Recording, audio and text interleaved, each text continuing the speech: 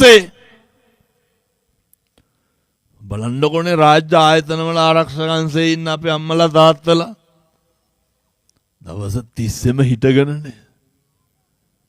එහෙමයි කියලා ගෙදර ගිහපුවම ආසාවට දරුවෙක් සිද්ධාලෙපි ටිකක් ගාලා තියෙනවා කකුලක. මේ මෙව්වා ගෙවල් වල තියෙන්න ඕන පින්නතුනේ. ගෙවල් වල වැළඳ ගැනීම කියන ඒවා තියෙන්න ඕනේ. ගෙවල් වල තියෙන්න ඕනේ. අර අනෙකට ඇහුම්කන් දෙන ගතිය තියෙන්න ඕනේ. තමන්ගේ ගෙදර ඇතුළත දරුවෝ ප්‍රචණ්ඩ වෙන්න, දරුවෝ යහපත් වෙන්න ඕන දරුවෙක් හැදෙන්න බලපාන එකක් තමයි ඔය ආරයයි පරිසරයයි. ඔය සමාජිද්‍ය උගන්වන්නේ පින්නතුනේ ආරය සහ පරිසරය හරියට බලපානවා කියලා.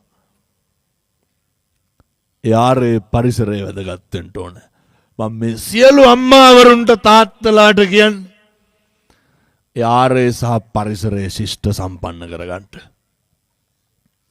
හැබැයි ඉතින් ඔව දැන් දරුවන්ට මේ බණ අහන්න දුන්නා මෙව්ව ගිහින් කිව්වා කියලා අනිත් පැත්තට හම්බෙන්නේ නැහැ. හේතුව අර දීලා කරලා තියෙන විදිහට තමයි හම්බෙන්නේ. සනසීම තියෙන්න නම් මේ ජීවත් වෙලා ඉන්න කෙටි කාලය තුල අපේ ලෝකය වෙච්ච